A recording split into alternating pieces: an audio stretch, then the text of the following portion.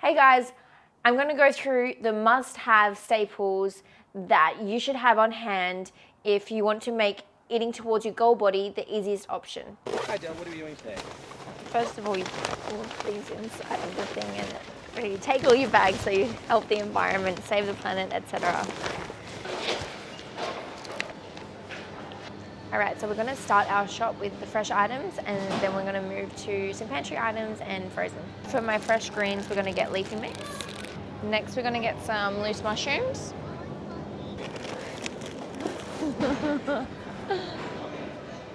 Okay, so I usually have bananas every day as a snack or in my banana protein pancakes.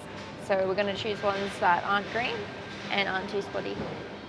And usually I add onions in because they last ages and they make your cooking really yum.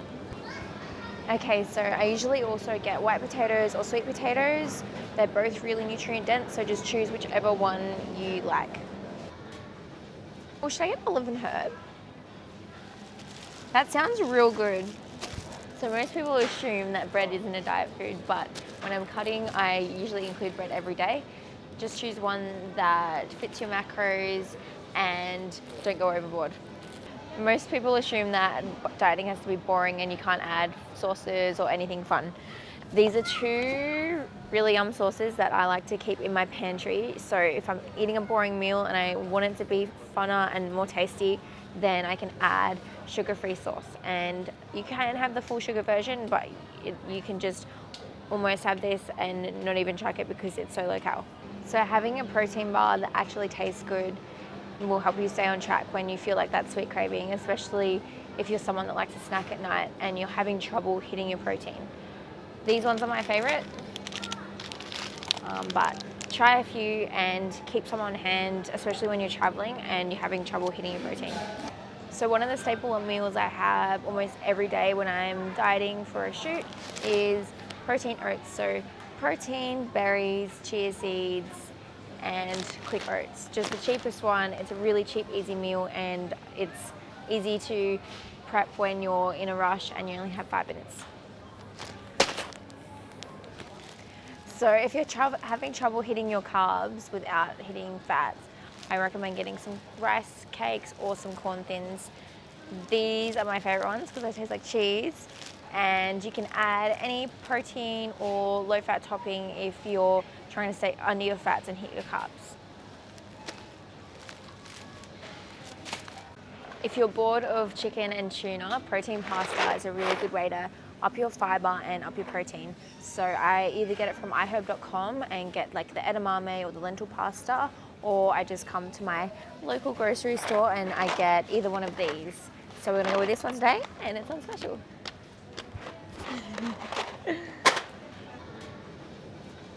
Okay, so don't freak out about pasta sauce that has a little bit of sugar added. I always add this to my protein pasta or even just to my frozen veggies to make it taste better.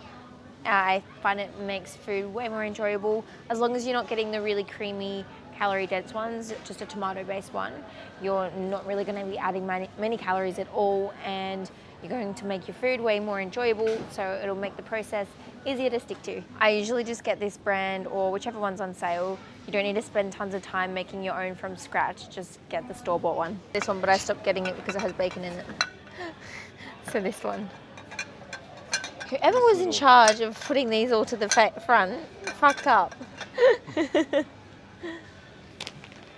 time to talk about rice. Okay, so you don't need to get boring plain rice and you don't need to get brown rice. Just get whatever other one fits your macros. I don't really like getting this microwave rice because I have a rice cooker and it's really easy and it tastes better and fresher rather than this hard, boring one.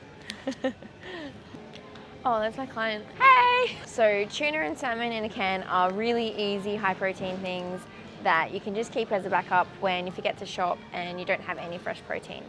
I'm obsessed with these ones which are on sale at the moment, soy, sesame, garlic, salmon, and I really like having my frozen veggies, my rice, and these. And you can go for the flavored tunas as well. Don't always just have the boring option because the more enjoyable you make your diet, the easier it is to stick to. Normal tomato and barbecue sauce is really high in sugar, so if you're adding that to a lot of your food, your carbs are gonna add up really quickly. An easy way to combat that is just get the no sugar fountain one, which you can get in tomato and barbecue. And I add this to my food if it's boring, and I'm a really bad cook, so that happens a lot. In one of my other videos, you're going to find a really saucy tip on how to make your rice cooker rice really yummy, and it involves this. So we're going to add those in today and keep them in the pantry. Seasonings. So I'm not going to get any seasonings today because I already have so many. I actually usually get all the seasoning packs from Aldi because they have a really good range. I will add different ones. I'm not that good at following recipes, so I usually just wing it and add a ton of different ones that I like to my recipes so that my chicken or my rice or my veggies or whatever I'm having, whatever recipe I'm making, it is tasty and not bland or boring. And not bland or boring. So when you come across my video about how to make a really nice rice cooker rice with tin tomatoes, the other ingredient you're going to need is one of these guys. So put these in your pantry and stay tuned for my nicey ricey video. Another long-lasting pantry staple is beans and musical fruit. I'm also going to add in some chickpeas with my 4-bean mix and lentils. So you're going to add fibre to your diet, a little bit of protein and a little bit of carbs with this, very low fat. It's good to not get all of your protein from animal sources and mix it up and get a variety of protein. So I recommend adding this to your diet a few times a week.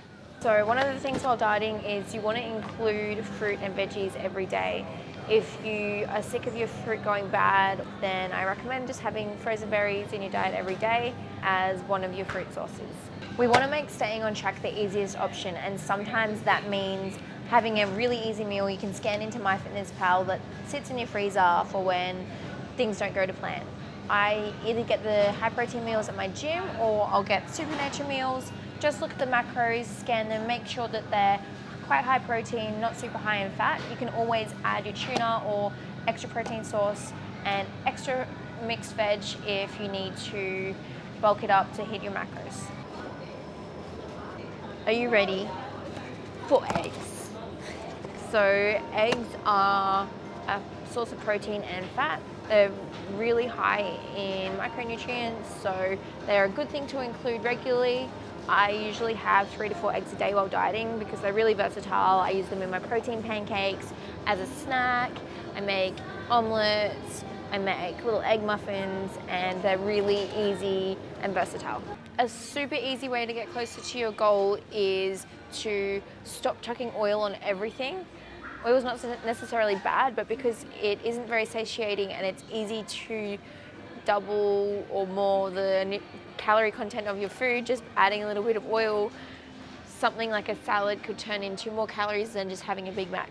So just use a light spray of oil or a non-stick pan. So now that we're back from the grocery store, I'm gonna go through a few of the things that we picked up and a few other things that I like to keep on hand. First, I'll go through the frozen items.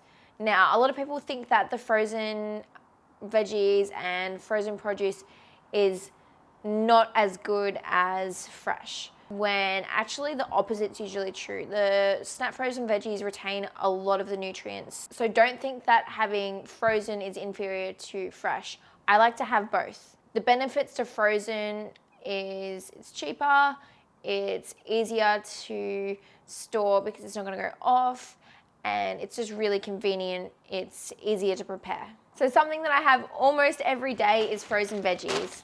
I like to have a few different types on hand just for when I get bored of one. And these are so easy because you can just scan them into MyFitnessPal and then just chuck them in your Tupperware. And if you put it in your fridge, it's defrosted and ready to go. You don't have to microwave it for ages. The next thing, kind of a frozen veggie as well, edamame. So you can have this as a snack. I like to get the deshelled edamame as well and add it to my salads. It's high protein, high fiber, and it's just really convenient and great thing to have in your freezer. The last of my frozen vegetables, I usually have frozen kale or spinach, and I chuck that in things like my omelets. As I mentioned at the grocery store, I like to have fruit every day. I usually have one piece of fresh and usually frozen berries, because berries are super expensive most of the time to buy fresh, and they aren't necessarily better fresh. Then I always get the frozen option. I hate frozen strawberries, so I always get this mix without the strawberries in it. A super high protein frozen item that I love is frozen egg whites. So this I get and then I keep in the fridge so it defrosts and it's ready to use when I need it. You can get fresh egg whites or frozen. I tend to just buy the frozen ones, but the fresh ones are great too. The last of the frozen items that I'm going to go through is a frozen meal. I really like this Supernature brand because most of them are pretty good macros and micros.